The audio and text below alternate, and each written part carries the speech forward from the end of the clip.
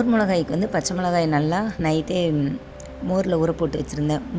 மோரும் உப்பும் கலந்து காலையில் வந்து டீ சாப்பிட்டு அதெல்லாம் எடுத்து பிளேட்டில் வச்சு கொடுத்துட்டோம் அப்படின்னா மதுக்கு என்ன வேலைன்னா நான் போட்டு வைக்கிற வடகம், மோர் மிளகா, வத்தல் எல்லாமே மாடியில் கொண்டு போய் வைக்கும்.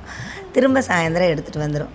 என்ன ஒரு 10 நாளைக்கு அப்புறம் அது வேலைக்கு கிளம்பிடும். அதுக்கப்புறம் இவகிட்ட எந்த வேலையும் நம்ம எதிர்பார்க்க முடியாது. ஒரு சின்ன சின்ன வேலை இப்போ செஞ்சிருது. கொண்டு போய் எல்லாம் மேலே வச்சுட்டு வந்தாச்சு. வெங்காயம் கட் பண்ணி வச்சுருந்தேன். பூண்டு பொடிக்கி கொஞ்சம் கொஞ்சமாக இப்போதைக்கு என்னால் மேலே எடுத்துகிட்டு போய் கொண்டு வர முடியலைங்க.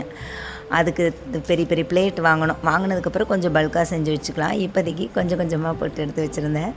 இது வந்து கோவக்காய் வாங்கி சமைக்கவே இல்லை, அப்படியே இருந்துச்சு. சரி அதை அப்படியே வத்தல் போட்டலான்ட்டு வத்தல் போட்டாச்சுங்க. இது வந்து மோர் சாதம். இந்த நம்ம டெய்லி நம்ம குட்டீஸுகளுக்கு மோர் வந்து தயிர் வந்து கொடுத்துக்கிட்டு இருக்கேன். இது யார் ஸ்பான்சர்னு சொல்லிவிட்டு நான் ஒரு ஷார்ட்ஸில் சொல்கிறேங்க. லாங் வீடியோவில் சொன்னோம் அப்படின்னா யாருக்குமே ரீச் ஆகாது. ஷார்ட்ஸில் சொல்கிறேன்.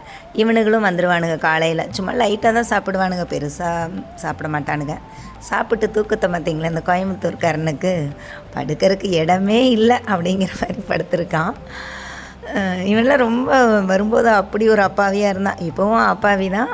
ஆனாலும் பார்த்திங்கன்னா பார்க்க ஒவ்வொருத்தங்ககிட்டே ஒவ்வொரு கதை இருக்குங்க. அதை ஒரு நாளைக்கு ஷேர் பண்ணுற. கண்டிப்பாக இவனுங்க உள்ளே இருக்கிற எல்லாத்துக்குமே ஒரு ஸ்டோரி இருக்குதுங்க. ஸ்டோரி இல்லாதவங்களே இல்லை. நான் கண்டிப்பாக ஒரு ஃப்ரீ டைமில் அவங்கள பற்றின எல்லாமே உங்களுக்கு சொல்கிறேன். அப்புறம் சிலிண்ட்ரு அப்போவோன்ட்டு இருக்குது. எப்போ முடியும்னு தெரியாது. இருக்கவே இருக்குது. இன்டெக்ஷன் எடுத்து வச்சாச்சு. அதில் இரும்பு, சில்வர் இதெல்லாம் வச்சு சமைக்கலாம். இந்த குழம்பு வந்து ஒரு 4-5 நாளைக்கு வர்ற மாதிரி வச்சுருந்தேன். 2வது நாள் ஓட்டியாச்சு. அநேகமாக 3வது நாளும் ஓட்டிடலாம். காய் மட்டும் வச்சு தயிர் வச்சுக்க வேண்டியது தான். அவ்வளோதான். குழம்பு சூப்பராக இருக்குங்க. பழசாக நல்லாயிருக்கும். இன்றைக்கி கண்டிப்பாக ஷார்ட்ஸில் வந்து இந்த குழம்பு போடுறேன். ட்ரை பண்ணி பாருங்கள். அப்புறம் கம்பெனிக்கு போயாச்சு. கம்பெனிக்கு போயிட்டு இன்னுமே பீஸ் டெலிவரியே கொடுக்கலிங்க. கம்பெனியிலேருந்து வேறு ஒரே திட்டு வாங்கிட்டுருக்கோம் 2-3 நாளாக. எப்போ தான்க்கா கொடுப்பீங்க அப்படின்னு சொல்லிட்டு. பீஸ் நிறையா டெய்லர் ஒருத்தங்க வந்து மிஸ்டேக் பண்ணிட்டாங்கங்க. அதெல்லாம் ரீஒர்க் பண்ணுறக்குள்ளே போதும்னு போச்சு.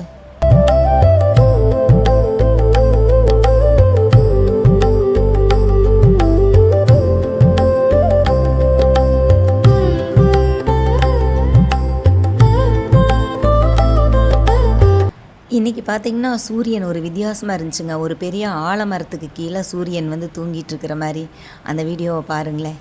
இன்றைக்கி நாள் எனக்கு இப்படி தான் போச்சு.